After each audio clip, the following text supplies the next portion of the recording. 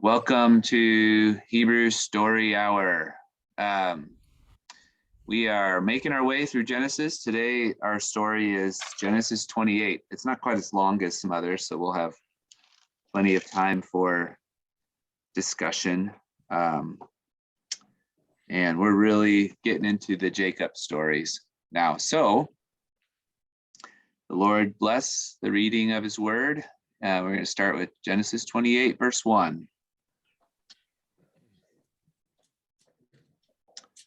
Vayikra Yitzchak el Yaakov, Vayivarech otcho, Vayetzavehu, Vayomer lo, Lo tekach isha, mibnot Canaan, Kum, Lech,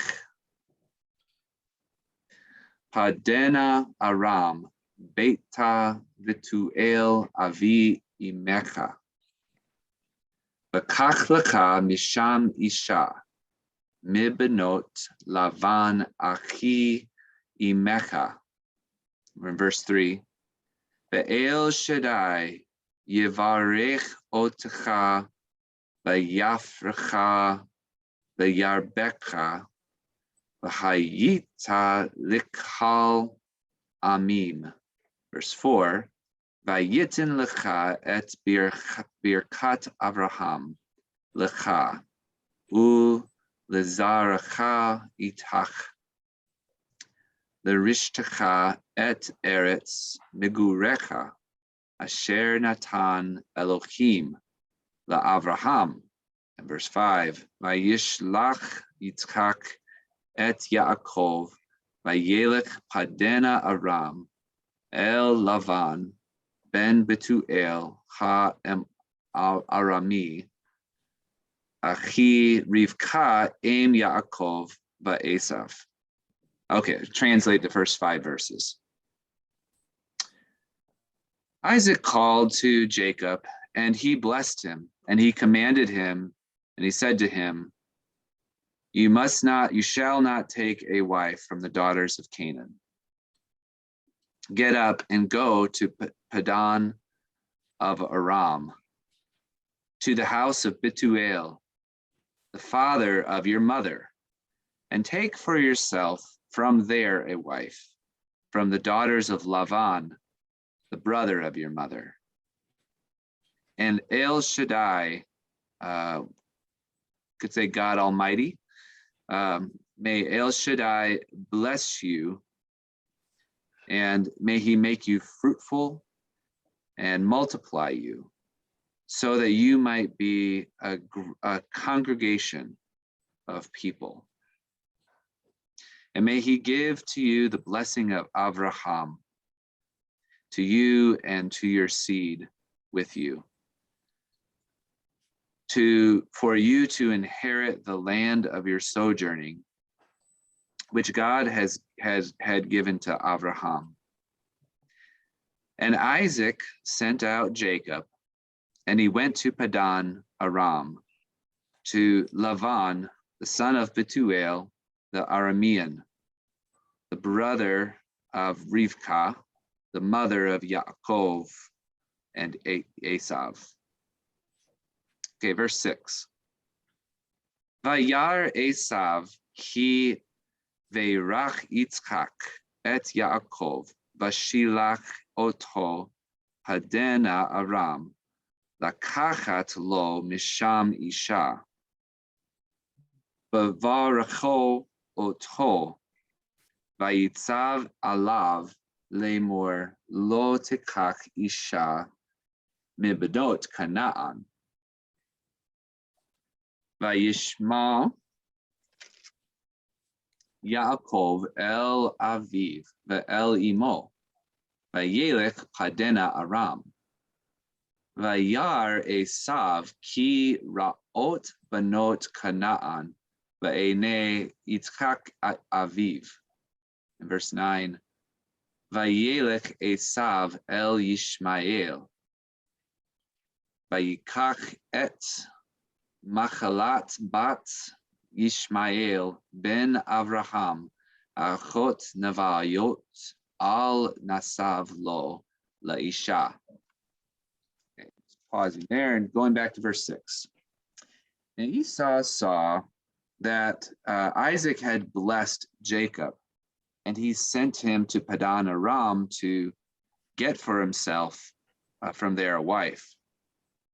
And when he blessed him, he commanded over him and saying, you shall not take a wife from the daughters of Canaan. And Jacob listened to his father and to his mother, and he went to Padan Aram. And Esau saw that it was bad. The daughters of Canaan were bad in the eyes of Isaac, his father. And Esau went to Ishmael, and he took Machalat, the daughter of Ishmael, son of Abraham, the sister of Nevaiyot, besides his wives, for himself as a wife. Verse 10. Vayetze Yaakov mibe'er Shava, vayelech Charana, vayifga bamakom, vayalin sham ki va hashemesh. Vayikach me avnei hamakom, vayasim mara'ashotav, vayishkav bamakom hahu. Verse 12. Vayachalom vahine sulam mutsav arza, borosho magia hashamayima, vahine malache Elohim olim vayoredim bo. Vahine Adonai nitzav alive. Vayomer ani Adonai Elohei Abraham Avicha Ve'Elohei Yitzchak haaretz asher ata shochev aleha lecha etenena ulezarecha. Verse 14. V'haya zarecha ka'afar haaretz Ufaratzta Yama Vakedma Vatsafona Vanegba Vanivrachu Vacha Kol Mishpachot Ha'adama Uvazarecha. Verse 15. Vahine Anochi Imach Ushamarticha b'chol asher telech, v'hashivoticha el ha'adama hazot, ki lo e'ezovcha, ad asher im asiti et asher debarti lach. Going back to verse 10 now to translate. Jacob went out from Beersheba, and he went to Haran, or toward Haran. And he came to a certain place, and he laid down there because the sun was setting. And he took from among the stones of the place, and he took one of the stones of the place, and he set it up at the place of his head. And he lied down in that place. And he dreamed, and behold, a stairway stretching out toward or standing up, being stood upon the ground. And at its top, it was reaching to the heavens. And behold, the angels of God were going up and coming down on it. And behold, Yahweh was standing on it. And he said, I am Yahweh, the God of Abraham, your father, the God of Yitzchak, the land upon which you are lying, I will give it to you and to your offspring. And it will be, and that your seed will be, and your seed will be like the dust of the land, the dust of the earth. And so that you will spread out to the west and to the east and to the north and the south. And all the clans of the ground will be blessed by you, or may perhaps will bless themselves by you and by your seed. And behold, I am with you, and I will guard you in all that you, wherever you go. And I will return you to this land, for I will not leave you until I make,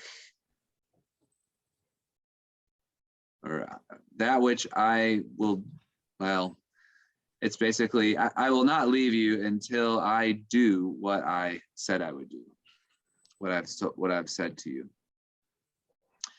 Okay, verse 16. Vayikatz Yaakov Mishnatho Vayomer Achen yesh Adonai bamakom hazeh va'anochi lo yadati vayira vayomer ma norah hamakom hazeh ein zekiim beit Elohim v'zeh sha'ar hashemayim vayashkem Yaakov baboker vayikach et ha'even asher sam mera'ashotav vayasim ota matzeva vayitzok shemen al rosha vayikra et shem hamakom hahu beit el va'ulam luz shem ha'ir la rishona. Translating in verse 16. And Jacob woke up from his sleep, and he said, surely Yahweh is in this place, and I did not know. And he was afraid, and he said, how fearful or how wonderful is this place? Is this not the house of God? Is this not the gate of heavens? Or you could just say this is the gate of the heavens. And Jacob rose early in the morning, and he took the stone upon which he had placed his head, and he set it up as a matzeva, a standing stone. And he poured oil over its head, over the top of it. And he called the name of that place, Bethel, Beit El. Although Luz was the name of the city formerly. Okay, the last section, starting in verse 20. Vayidar Yaakov neder lemor im yihye Elohim imadi ushamarani baderech hazeh asher anochi holech v'natan li lechem le'echol uveged lilbosh v'shavti v'shalom el beit avi v'haya Adonai li Elohim. Verse 22. V'ha'even hazeh asher samti matzeva yihye beit el v'chol asher titen li aser a'aserenu lach. Okay, translating. And Jacob vowed a vow, or he made a vow, saying, if God will be with me and he will keep me in this way, which I am going, and he will give to me bread or food to eat and a garment to wear.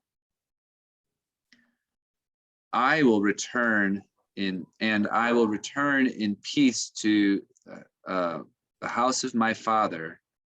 Yahweh will be for me as God. And Yahweh will be for me as God, and everywhere or everything that you give to me, I will give 10% to you. The end of Genesis 28. So we kind of have two stories, right? We have the first story where it's sorting out, it's really the second blessing of Jacob. Chapter 27 we read last week was, the major story of the blessing. This is a second time that Jacob is being blessed by Isaac, and Esau then reacting to that blessing. So that's story number one. And then of course the Bethel encounter with God in story number two. So what observations or questions come up for you as we were reading?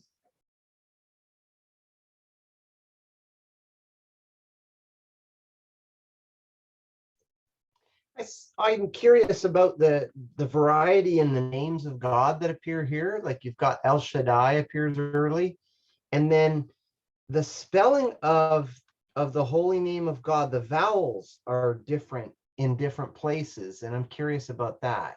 Oh yeah, good observation. So let me talk about El Shaddai first. So El Shaddai is the name that occurs in the blessings of a particular strand of the story in Genesis, the blessings. This becomes really prominent if we look at Exodus 6. We have time to do a little flipping today. So Exodus 6, you have this, God talking to Moses. This is at the beginning of the chapter.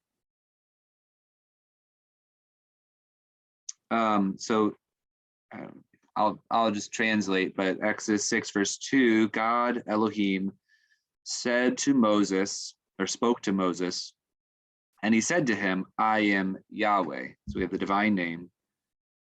And he said, I appeared to Abraham, to Isaac, and to Jacob as El Shaddai. So he's introducing himself to Moses as Yahweh, but he says in the past, when I encountered Abraham, Isaac, and Jacob, I appeared as El Shaddai, but my name is Yahweh, or by my name, we might say Yahweh. I did not make myself known to them, or I was not known to them. This is part of his introducing, and then actually verse 4 is probably important too. But I also established my covenant with them. So the Berit relates, I think, to these blessing passages, to give to them the land of Canaan. So the covenant was the giving of the land of their sojourning, where they sojourned. And I also, so there seems to be a strand of the story that really kind of comes to its culmination in Exodus 6, where you find the repetition of the El Shaddai name. And in the Abraham story, it was Genesis 17. So El Shaddai appears in Genesis 17, and this is Isaac's blessing of Jacob. So anyway, there's like there's a couple of different strands of narrative and perhaps even compositions that have been kind of woven together in Genesis. And this is probably like one of the clearest signs of that, one of the strands of following the blessing and El Shaddai. But we can talk more about that, but I want to make sure to answer your second question too, where we see the divine name. Of course, even though Exodus 6 says, I made myself known to them as El Shaddai, we have lots of stories in Genesis where the Jacob, the patriarchs recognize God as Yahweh. When it has a different pointing, and I don't remember where we see that. So if you know of a verse that you're thinking of. Where I noticed it is at the end, probably verse 20. Looking for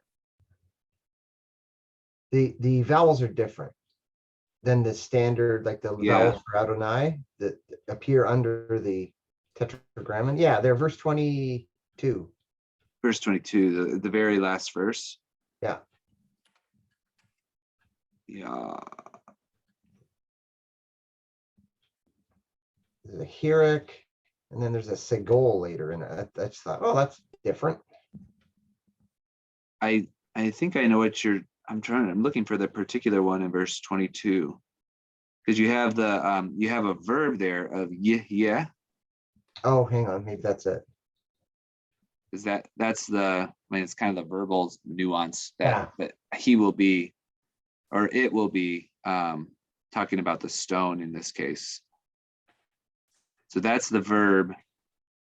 The only difference is vav. There are times where I don't remember if it occurs here, but there are times when you'll have the vowels for Elohim put onto Adonai, or the divine name.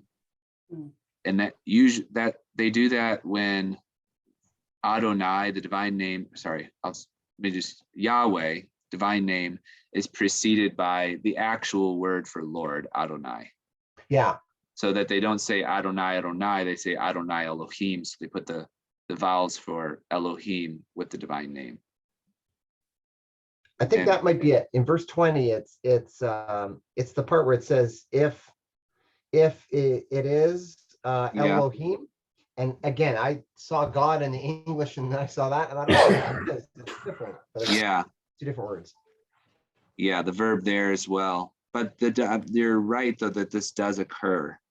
And in our English Bibles, it's translated as Lord God, and they put God in all caps. So behind that is the divine name, but it's pointed with the vowels for Elohim. Mm-hmm.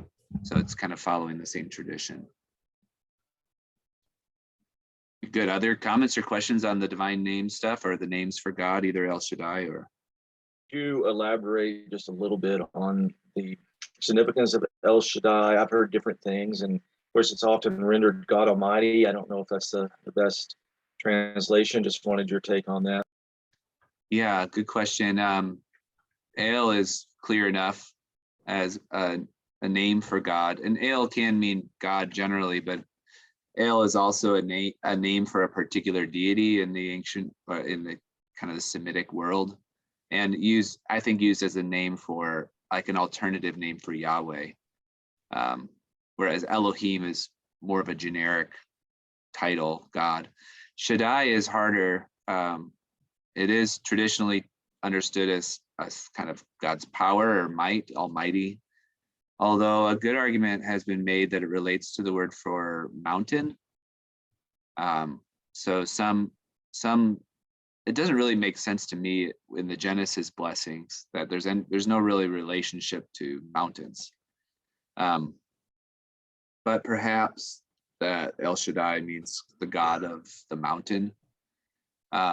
Thinking about how God meets people on mountains like Sinai, especially Moses, or Zion, Mount Zion.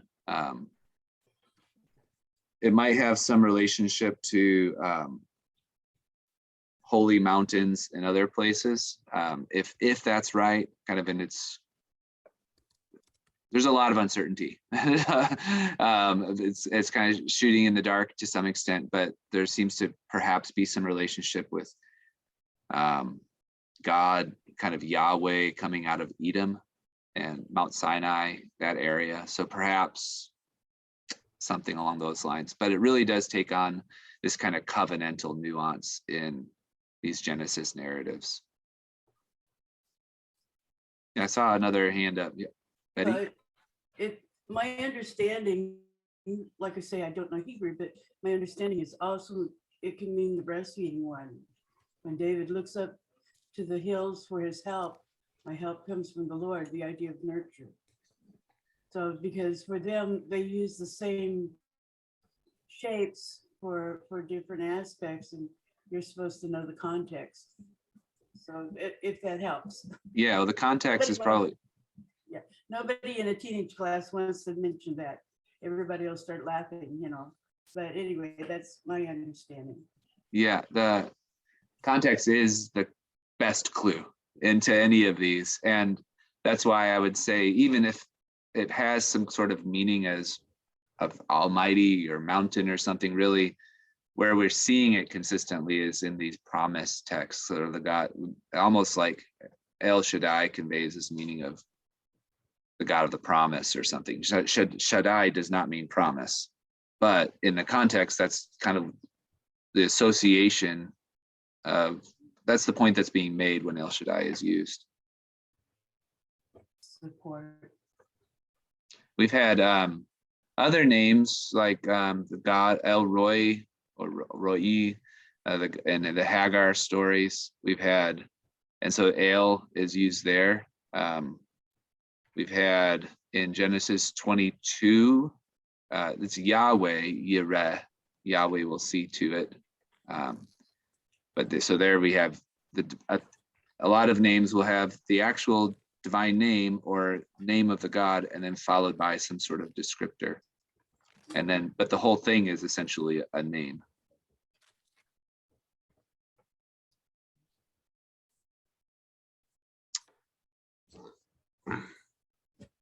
Good. Others, questions or comments? I had a question about the end of verse 9 and then right before verse 10 in my Hebrew text. There's this subtitle, Vayetze, Uh-huh. and then it's without the vowel pointings, and then it happens to be the first word in verse 10. And so it's obviously some kind of a title, but I can't find any others around like it. So I'm just curious why that suddenly pops up. Wait, let me make sure I'm seeing what you're seeing. Are you looking in, do you have a BHS? The JPS, Hebrew Okay. English. And so what do you have before verse 10? Well, the verse 9 ends with a Samic, and then there is this word Vayetze, without the vowel pointings, and then verse 10 begins with that same word, only now with the vowel pointings. Oh, interesting. And then in the English, it sort of has an alliteration starting at the top there, which I'm just curious what that is. It's the verb to depart, right? Vayetze is, Jacob went out from Yatzah to go out. And I'm not sure what the unpointed Yatzah before might mean in your Bible. I don't have that. The Psalmic marks the end of a reading. There are small Psalmics, there are big Psalmics, it's part of all of these coordinate with the end of, or reading schedules. Like we have our reading the Bible in a year. You can read the Bible through the Torah in a year.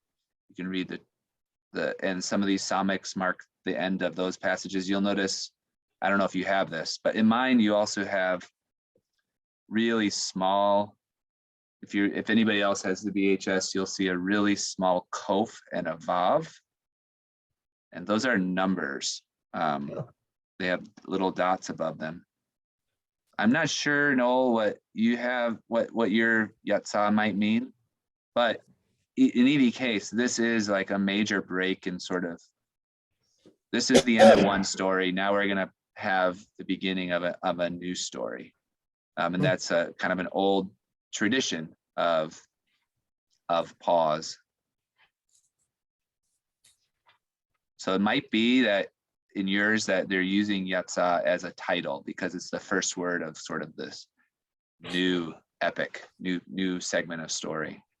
And then the next one I can find is in chapter 32, verse 4, where Jacob is where he's heading back to see Esau. Vayishla. Oh, interesting. And it appears no vowels. And then in verse 4 of chapter 32, it's the first word. Yeah. Okay, so yeah, you're right. I think they're like saying, starting in 28:10, it's Jacob's going out. And then 32:4, we have it's Jacob's returning. There's Yishlach is to send. And that's messengers. So he's coming back to Esau.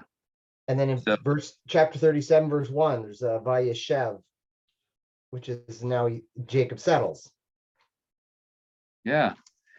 So that's not in so if you have a BHS, the BHS is Biblia Hebraica, Stuttgartensia. It's kind of the standard text that, for scholarly research and so on. And what most of our English translations are generally based on, it's a facsimile of the Leningrad Codex. So it's just an imitation, an exact, well, not an exact copy, but of this 10th century CE codex.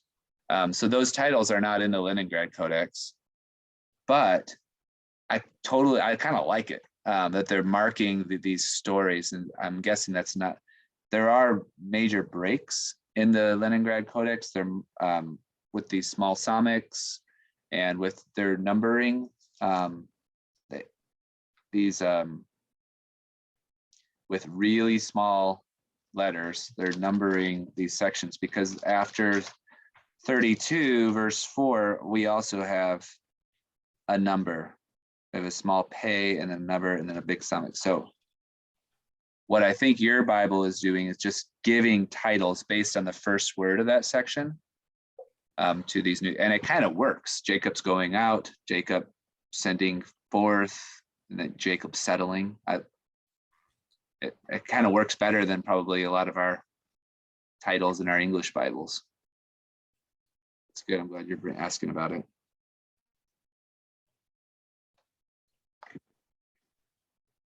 Mark? If you could comment a little bit on the connection between this story and the end of John chapter 1, where Jesus says, you'll see the angels of God ascending and descending on the Son of Man. Yeah, for sure. An allusion to this story. Yeah, there's a whole really great conversation to be had about the connection of heaven and earth, kind of throughout the biblical literature, certainly in the ancient Israelite understanding of that is portrayed here. So this place where God is dwelling, and maybe most specifically the place where Jacob's lying and where he places his head, is a residence of God. So I would say there's kind of like two planes, right? You have heaven and earth, and God dwells in heaven in a kind of a particular way. But here, this place is called the house of God, Beit El, and it's called the gate of heaven, Sha'ar Shemayim. And then what Jacob sees is probably, I think, a stairway or a ladder of connecting the two. It's this kind of passageway from heaven to earth. It's the place where heaven and earth meet. And I think that's the main significance of Bethel, like that of a holy place is a place where God, heaven and earth touch, so to speak, where God reveals, you can encounter the very being of God. The temple is this way. So in Isaiah's vision, in Isaiah 6, he essentially is looking into the heavens and seeing the throne of God and how the feet of God are resting in the temple on earth. But it's like he's the train of his robe, the skirts, the bottom of the fringes of his skirt fill up the whole temple. He's much bigger than just the temple space. It's kind of ascending into the heavens as much as it is God coming down. Sinai is this way. When they're at the holy mountain, God comes down to the top of the mountain. Moses comes up to the top of the mountain. This peak of the mountain is sort of this place, this holy place where the glory of God dwells and heaven and earth meet. So these are all holy places. So Sinai, Zion, Bethel. And this is kind of an origin story for Bethel becomes a place where of worship for the northern kingdom. But this dynamic, I think, is really important for understanding something like John 1. I hadn't thought about it. I'm sure when I had read John 1, I would have thought about it, but that this kind of coming in Christ, we see is a meeting of heaven and earth.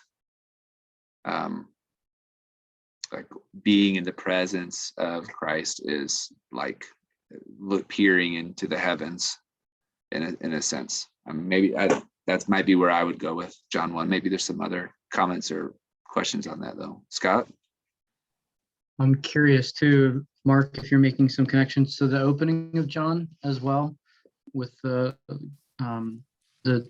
like what you were saying, Dr. Hawley, the two meeting, heaven and earth, and God coming near, dwelling among his people, instead of being in heaven. Is that what you're referencing, Mark, in your comments too? I think that's a definite connection. I've always seen a link here because earlier when Jesus first sees Nathanael, he calls him an Israelite indeed, in whom there is no deceit, which seems to be a reference to Jacob, right? He's the deceiver. And then he pictures himself as the stairway between heaven and earth at the end. I've always seen a link with Genesis 28 there. Yeah, actually, so that's, now I'm looking at it again. I think there is not only, that's the clearest link at the end for sure, but also this describing Nathanael as an Israelite with no deceit.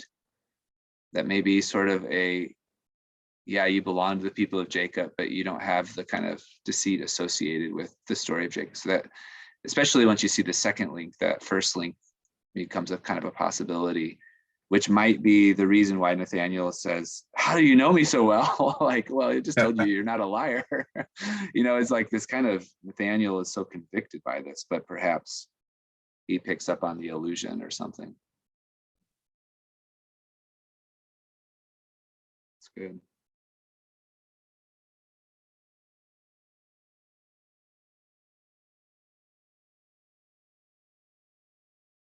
Also, just staying in this kind of conversation, what's another interesting part of Genesis 28 is the stone itself. So the place is called House of God, the residence of God. But also the stone seems to have this, in verse 22, this stone, which I have, set up as so he puts it up as a standing stone, a matzeva. These are forbidden in Deuteronomy. The pillars that are knocked down by the good kings, like Josiah. But here, this is just a way of recognizing a holy place, of taking the stone upon which he had the dream, so the actual location of the vision, and setting it up. And he says, it will be the house of God. Now, I think generally, I would say the place itself, but it does seem like the stone itself becomes, especially after he anoints it with oil, that perhaps he is saying that God dwells in some particular way within the stone. Scott? Sorry, no, I was telling somebody to wait a second. Oh. I've got somebody at my door. Okay, no problem. So this is not uncommon, and sort of actually archaeologists have found stones that are set up. There's one at this place called the Rod. You have a couple of different stones. You have multiple stones. Sometimes they would be set up next to trees or wooden Asherah poles, we might call in the Bible. You'd have standing stones and Asherah poles. Of course, it's all forbidden in Deuteronomy. This is an earlier stage of their faith. And so a way of Jacob expressing the location, the significance of the location, the embodiment of God, is by perhaps one way of thinking of the anointing is sort of in it becoming sort of enlivened with the deity. It could just be also setting up a memorial stone. We have those just to mark the significance of the thing that happened here, like the historical marker on the side of the road. But it seems to be maybe something even more than that, like God actually physically dwells in the place and perhaps even in the stone. Dusty? I'm thinking about, I think it's Joshua 4. It's somewhere close to there. It's whenever they cross the Jordan. Yeah. In the place where the priest's feet that are holding the Ark of the Covenant are standing in the Jordan, a Yeah. chief of each tribe is to take up a stone on his shoulder, and then they stack them. And I'm trying to remember. It's not as significant. I feel like they also stack in the Jordan some stones, but at any rate, they definitely stack them on the west side of the shore, and they're commanded, set up these stones as a reminder so that when you see them, you remember this story of what God did for his people. And so it's interesting. I guess there's a difference in stacking the 12 stones as opposed to setting up a pillar. Yeah, I think there is something of a difference. You're right, though, that's truly a memorial. And the explanation there is that so that when future generations, I think that's at Gilgal, they said they'll look upon these stones and know that God brought the people across the Jordan. They recall the event. It's to stir the memory. That's truly like a historical marker. And that may be how, if we're trying to make this kind of cohere with the religious principles of Deuteronomy, that makes good sense. Like what they do in Joshua. What's here, this seems more like what was often practiced of having holy standing stones as like objects of worship, as embodiments of the deity. So they may even worship Yahweh. I'm not saying that this is true for Genesis 28, but at some of these locations, we have evidence that they worshiped Yahweh. Yahweh dwelled embodied within a stone, an undressed stone. Sometimes we have these at Dan in the north. We have these in Arad, I said Lachish, and they're kind of all over the place, where they are idols. For that matter, it's like idolatry, but it's idols actually do embody the deity. They're like avatars of the deity. And so that when you look at the stone, sort of, God is located in some special way there. I had heard, trying to remember exactly how this worked, but there was somebody who was teaching a lesson that was about the idea of standing stones, and that whenever you would come along and you would see a standing stone, you knew, even if you didn't know the story, you knew there is a story attached to it, because somebody set the stone up instead of it just being normally laid over or whatever. They set the stone up with deliberate intent to be able to point back to it and go, why is that stone standing? Let me tell you the story, which I think is very Hebrew, right? They're a storytelling people, because every time they come to something, it's like, in time to come when your son should ask you, what's the meaning of this? Right. Tell them the Exodus story. This is who we are. So I think that's it. I think the same with I think maybe Joshua 22 or 23, whenever the 2.5, Reuben and half of Manasseh, and I think I don't know. Anyway, I can't remember. But they set up it says an altar of imposing size, and they send Phineas and some other delegations over, and they're about to almost have a civil war. Like, what are you doing? You're breaking faith. And they said, no, we set this up to remind us that in our generations to come, that we are part of Israel as well, and so that we don't get split. And it's kind of interesting, again, the setting up for the stones to be a reminder whenever you look at it.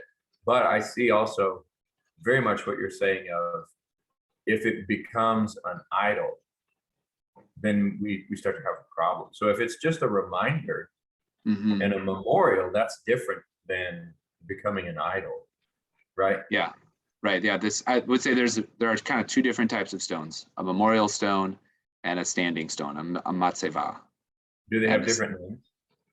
Yeah, the Okay. zikaron memorial stone. I don't think, I need to look at Joshua 4, is that right? And whether it's called a matzeva. For the crossing of the Jordan. Yeah. It's also, Moses sets up stones at the bottom of Sinai for one for each tribe. So that's more in line with what we see in Joshua 4. Yeah.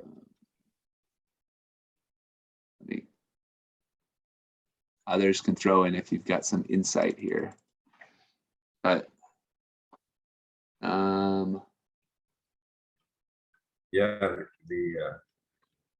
it's interesting because in the middle of the Jordan, where the feet of the priests is referred to from the place as Nematzav, it's the standing place of the priests. Yeah. Essentially grabbing the stones from there. Yeah.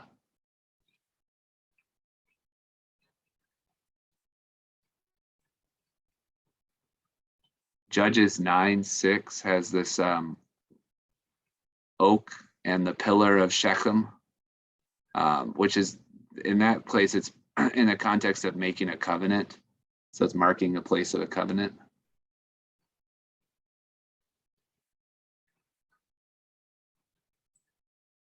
Yeah, in Exodus 24:4 is where we have matzeva is used in that context for like a stone that's, or a pillar, 12 pillars, matzevot, for each tribe. So I shouldn't say that matzeva always indicates some sort of idol. Yeah. It's just that that's the word that's used when it's sort of stood up, perhaps. I mean, this is the closest example that we have to some sort of like stone that embodies God, because it's called House of God, the stone. But I would say the majority testimony is more along the memorial lines. Bethel, of course, is a really important place in the biblical narrative. You have Dan and Bethel when Jeroboam takes the 10 tribes and kind of the north and the south holy places, place that became this place of worship, where people came to bring sacrifices and so on. One of the high places that is then, it's really fascinating when Josiah institutes his reforms, the bones of dead people are taken out and put upon the place in order to desecrate it. In other words, how do you want, it's like this recognition that it is actually a holy place, but now it's forbidden. And so it needs to be made unholy or common. It means you need to ruin the place in order to kind of break the power of the place. And so one way of doing that is putting dead bones upon it. So doing away with holy objects and places is not simply just saying, well, they're not holy. You can't just say it. They do something to it in order to really desecrate and destroy. There's an interesting example in Genesis 31 of the Mizpah agreement between Jacob and Laban, where they set up a memorial stone, and then he tells his relatives to gather stones. So they took stones and made a heap. Yeah. Yeah, looking. Do you know the verse there? Genesis 31. 31:45 is where Jacob takes a stone and makes it a memorial stone, and then he tells his relatives in 46 to gather stones, and then verse 51, behold this heap and behold the memorial stone. So they're both referenced there. Yeah.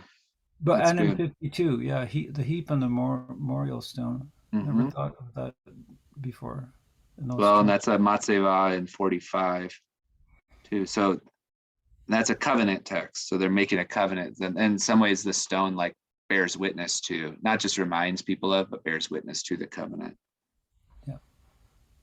And that may be an idea in Genesis 28 as well. I mean, the stone was connected to his dream. It's where he's laying his head upon it. So the stone in some way is like the means by which he's having his dream. And so it witnesses to the dream that he has. Yeah, it's there's an amazing thread there, like you mentioned, Lance, about threads. Mm-hmm. You know, Jacob's whole journey is incredible. You know, the fact that Abraham wouldn't let Isaac go, and Jacob goes on this amazing journey looking for a wife, but really finds God. Another, Yeah. you mentioned, you touched on it in 28 about the garments and or the garments. But garments play an amazing role in Jacob's life too, because the deceiver is deceived by a garment, thinks Mm-hmm. his son is dead for 20 years, but he's not. And then the garment of, so he's deceived by his beloved son Joseph's garment that he made. And then when they see Joseph, you know, there's a garment, the whole thing of Potiphar's wife grabbing onto his garment, and then when they see him finally, the deceivers are, you know, when they meet Joseph, he's robed, and you know, anyway, there's a whole lot of neat garment threads in his life too. Yeah, for sure. Yeah, that's a great point. Yeah, stones and clothes. The stones, I mean, we're also going to see like, just watch for stones in the Jacob stories. But you're right, the clothing, especially mirrored in some ways with the deceit that we saw last week, putting on the clothing of Esau and then Joseph's special coat. That's right. So the deceiver deceived with a coat and was deceived by a coat. Yeah, right. Yeah, so yeah, that's good. There's a lot of mirroring also with what how Laban treats Jacob and how Jacob treats others. And, you know, these are really fantastic narratives, like watching these threads. There's a lot of purpose behind these threads. That's good. Other comments or questions?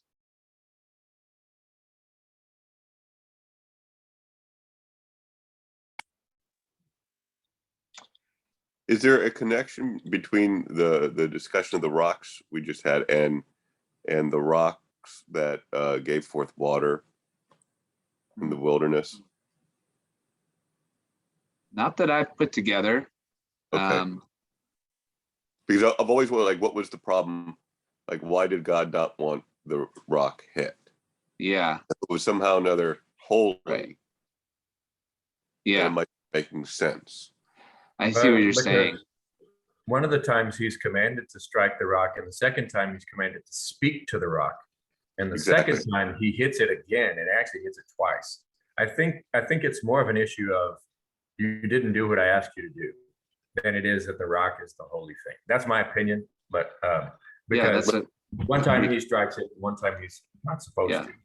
Right, but then the admonition afterwards is you violated my holiness, and that leaves me scratching my head. Yeah, that's good. I think Dusty's explanation is the one that I gravitate toward, but I hadn't thought about how that's a violation of holiness in particular. And that's good. I see Dan leaning in. You have something?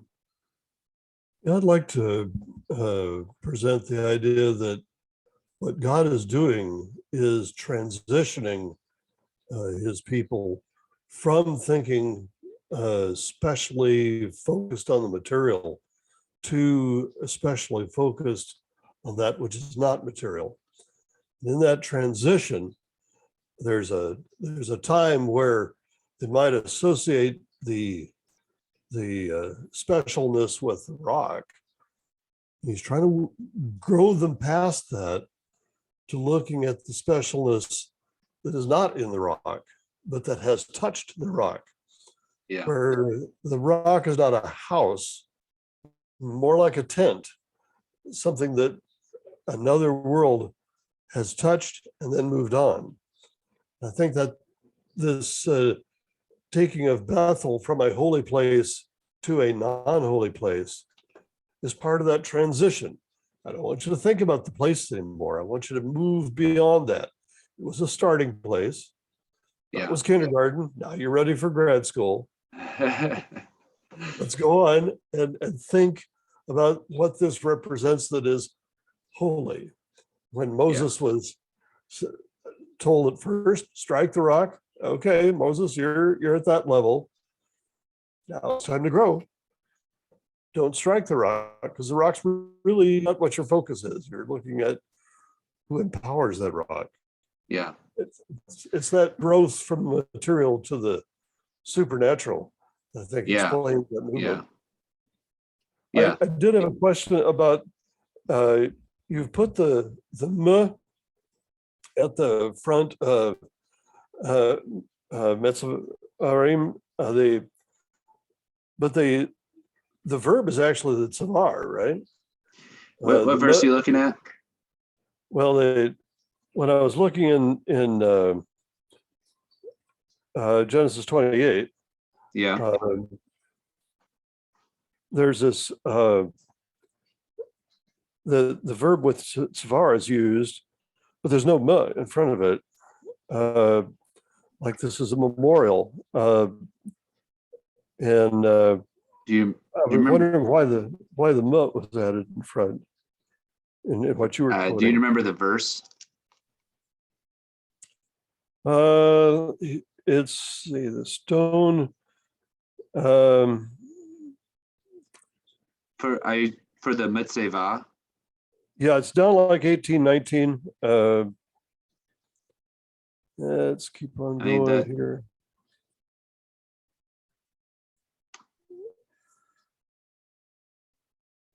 The particular noun matzeva is like an 18, where he vayasim ota matzeva, he set it up as it's a noun for a standing stone or a pillar. Okay, that is the noun form then, is the matzeva. Okay. Yeah. Yeah. I saw it with the verbal form. I think I had the lamed in front of it. To remember, I think was what I had seen. I'll have to go look it up again, I guess. Okay, yeah.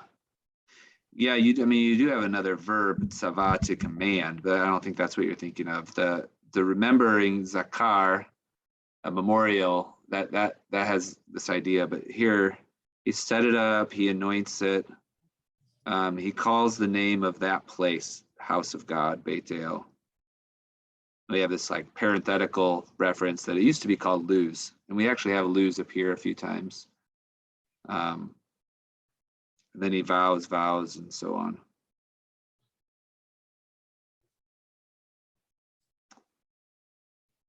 Good. Well, this is a really important story. It's interesting. Maybe one last word here. We're done, but we're going to come back to Bethel. And Jacob's had this amazing encounter with God. But he makes this bargain, even in this context. If you will, God's told him, I'm going to keep you. This is my promise, handing it down to you. But he says, if you keep me and feed me and clothe me, bring me back to the house of my father, then Yahweh will be my God. And I will come back. He says, I'm going to come back and I'm going to give you 10% of everything you've given me. So I don't know how to read whether at least what Jacob is doing is making a deal. And that's just that's part of these Jacob stories, but he's going to come back. He's going to have other encounters with dreams with God, and then eventually will come back to Bethel and sort of make good on his deal in a sense, but that's a few weeks away in our story. So that concludes Hebrews Story Hour. Thank you everybody for your good comments. I always really enjoy our conversation after. I found it was in the Joshua passage, Joshua 4:7. Okay. As a memorial. Yeah. So there that's the cultic object sort of word, just zikaron is a memorial stone. We can raise our Evan Ezers too. If anybody still sings that old hymn, here I raise my Ebenezer, right? There's our Hebrew phrase of a stone of help, stone of my help. All right, I decided to throw that one in since we're talking about stones. Okay, well, thank you all, and we'll see you all next week for Genesis 29, or at least, yeah, we'll get through Genesis 29. Shalom Lachem.